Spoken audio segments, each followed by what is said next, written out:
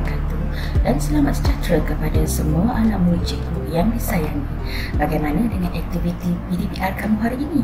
Cikgu sentiasa berdoa dan berharap agar kamu akan terus bersemangat dan tidak pernah jenuh untuk terus belajar, terutamanya dalam suasana norma pembelajaran baharu pada waktu ini.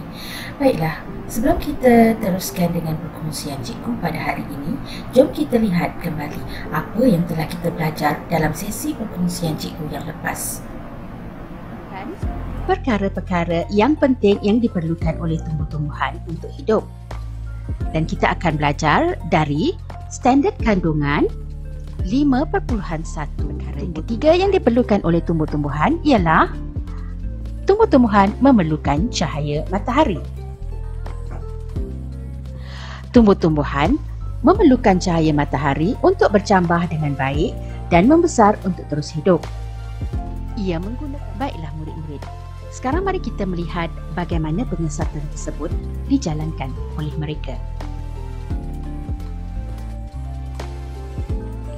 Mereka meletakkan anak pokok dan tanah kebun di dalam keempat-empat pasu A, B, C dan D.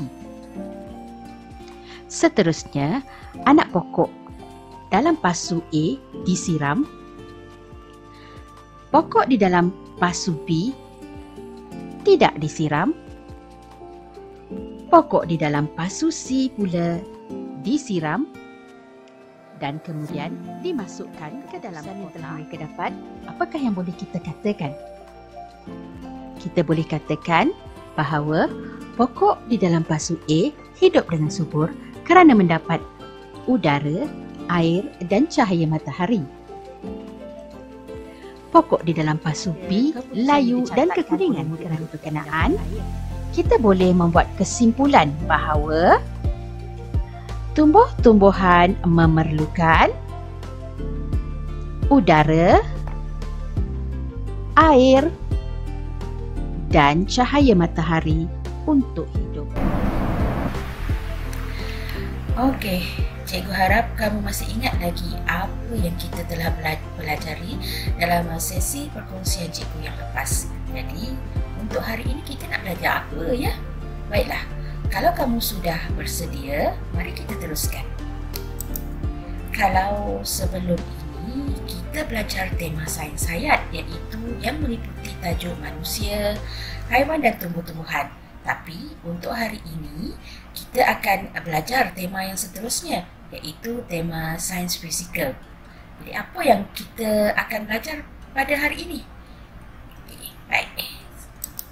Hari ini kita akan belajar unit 6, tajuknya terang dan gelap, standard kandungan 6.1 terang dan gelap, standard pembelajarannya 6.1.1 menyatakan sumber cahaya, objektif. Murid dapat menamakan sekurang-kurangnya 2 sumber cahaya secara lisan dan tulisan. Dan kriteria kejayaan kita hari ini ialah menamakan sumber cahaya berdasarkan gambar yang ditunjukkan.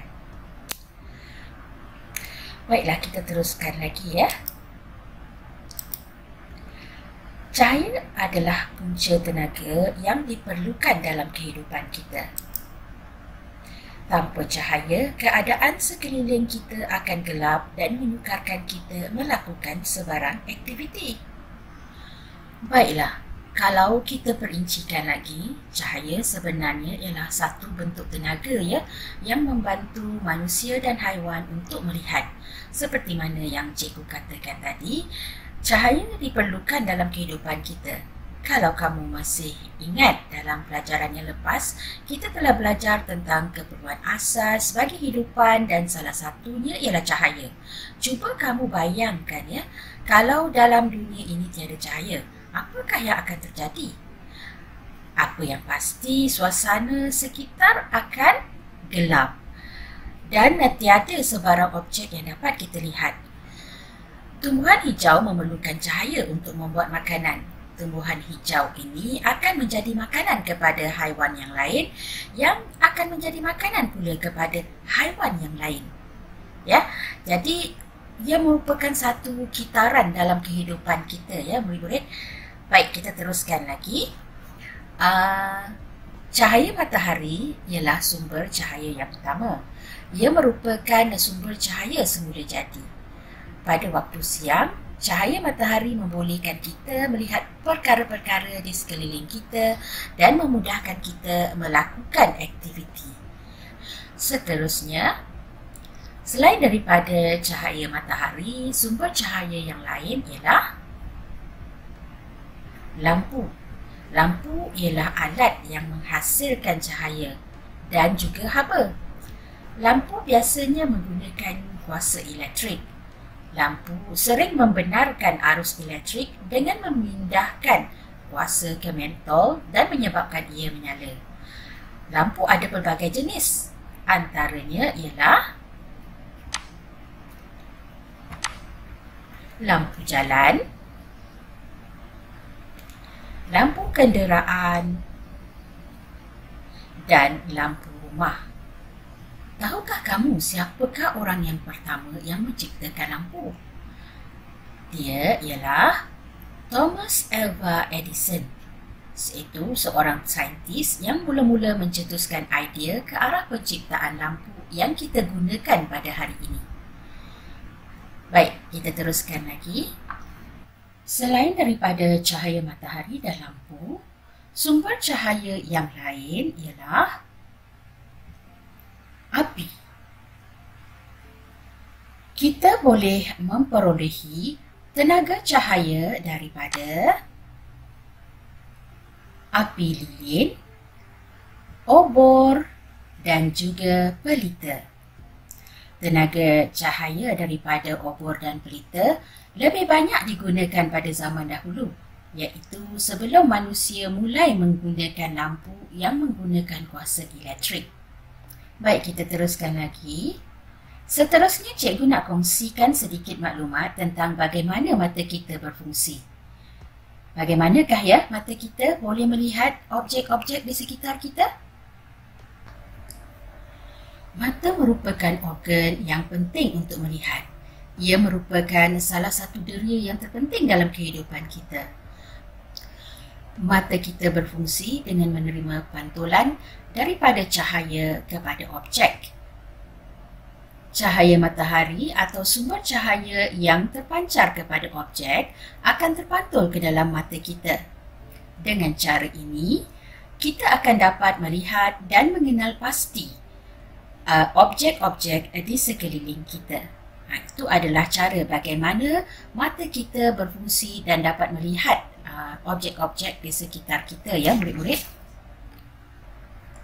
Baiklah, sekarang mari kita lihat pula tentang beberapa fakta menarik mengenai mata di dalam segmen Fakta Menarik.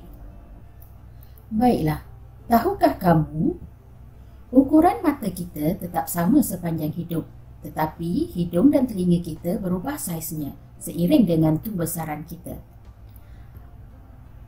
Kalau di dalam pelajaran yang lepas, iaitu dalam unit 3 bertajuk manusia, kita belajar bahawa sejak dilahirkan kita mengalami perubahan dari segi saiz, tinggi dan berat. Namun tidak dari segi ukuran mata kita.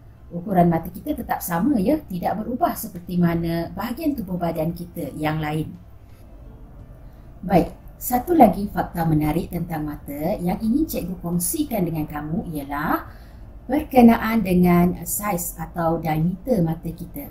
Diameter mata kita adalah kira-kira 2.5 cm dan beratnya ialah kira-kira 8 gram.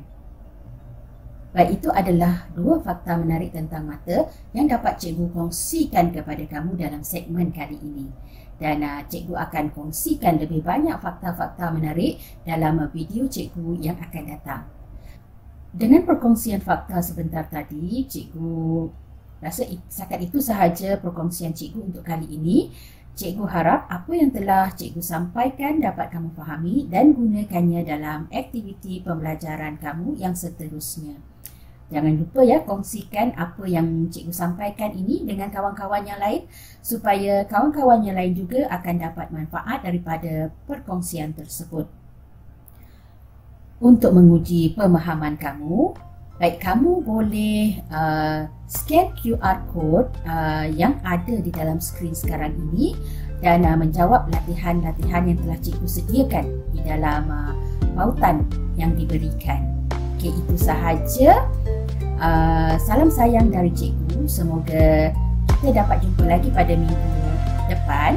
Dan sehingga itu, cikgu harap kamu dapat jaga diri, jaga adab. Okay, Assalamualaikum warahmatullahi wabarakatuh dan salam sejahtera. Kerana menonton, jangan lupa like, share dan subscribe channel ini untuk belajar lebih banyak lagi topik yang menarik. Jumpa lagi di video yang akan datang.